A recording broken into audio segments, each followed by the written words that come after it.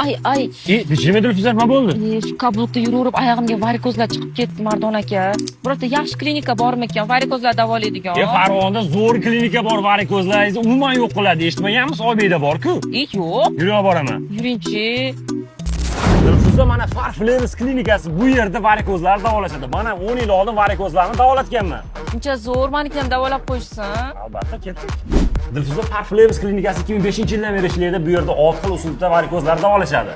Mardon aka, men operatsiyadan qo'rqaman-ku. Dilfuza, qo'rqmang. Bu yerda hech qanaqa narkozsiz, og'riqlarsiz, choklarsiz, lazer yoki ukol yordamida varikozlaringizni davolashadi.